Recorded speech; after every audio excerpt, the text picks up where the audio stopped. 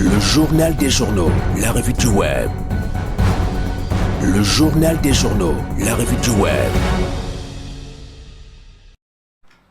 Mesdames, Messieurs, c'est l'instant de la revue du web présentée par Clément Tsungui. Bonjour Clément. Séraphin, merci, bonjour. Bonjour à toute l'équipe qui t'accompagne ce matin. Nous t'écoutons pour le dérouler. Mesdames et messieurs, très heureux de vous retrouver ce matin. Merci pour cette occasion que vous offrez également aux médias de la vérité pour vous informer. Alors ce matin, nous ouvrons la revue du web avec le site Le Bled Parle qui fait état d'un nouvel accident mortel sur l'axe Bayangam-Banjoun.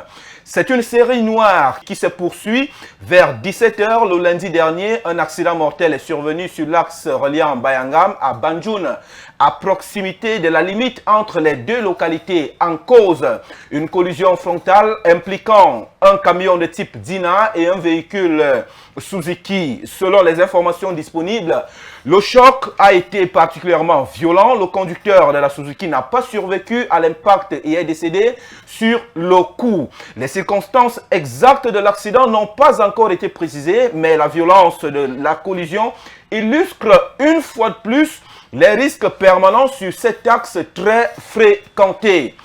Le site Cameroun Web annonce en urgence 9 morts dans un grave accident sur l'axe Kribi et Déa. Un grave accident de la circulation s'est produit en fin de matinée avant-hier, mardi 10 février 2026, sur l'axe Kribi et Déa. Selon les premières informations recueillies par la rédaction, il s'agit d'un bus de l'agence Transcam qui est impliqué dans ce nouveau drame qui a fait 9 morts et plusieurs blessés graves. Il serait rentré en collision avec un groumier. Pour l'heure, les circonstances de ce drame ne sont pas encore connues. C'est la deuxième fois consécutive en l'espace de 2 jours qu'un bus de cette agence est impliqué dans un accident. Dimanche, le 8 février, un bus de la même agence a fait 7 morts sur le même axe de Kribi. Le même site Cameroun Web fait état de la découverte surréaliste à Bamenda. La mort s'est emparée de plusieurs personnes à Bamenda ces dernières heures.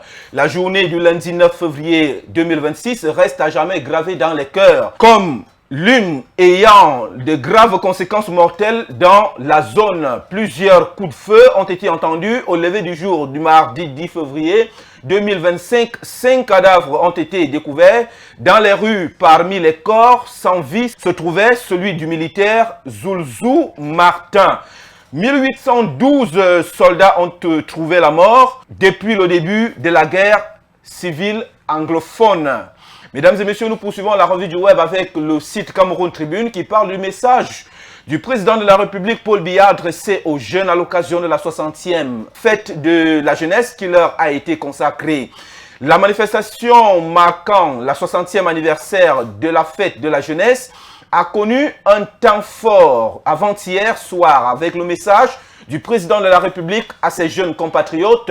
Celui-ci a été en effet le premier du septennat en cours, inauguré le 6 novembre 2025 après sa réélection à la magistrature suprême du Cameroun. Le 12 octobre dernier, on se rappelle en effet que dans son discours d'investiture, le président Paul Biya avait réitéré un engagement qu'il avait déjà pris lors de la campagne, celui de faire la part belle au cours de ce septennat aux femmes et aux jeunes. Et nous clôturons la revue du web de ce matin, mesdames et messieurs, avec le site Stop Blablacar qui parle de l'interdiction des caravanes et kermesses entre sécurité et valeurs éducatives pendant la semaine de la jeunesse. Alors que le Cameroun célébrait sa 60e fête de la jeunesse en 2026, la délégation régionale des enseignements secondaires pour le centre a interdit l'organisation des caravanes kermesses et manifestations similaires dans tous les établissements secondaires publics et privés de la région pendant cette semaine de la jeunesse. La note de service datée du 6 février 2026 est signée par Mireille Marie-Laure Owona, déléguée régionale, s'inscrit dans les directives de la ministre des Enseignements secondaires et vise à recentrer cette semaine sur ses objectifs éducatifs et citoyens.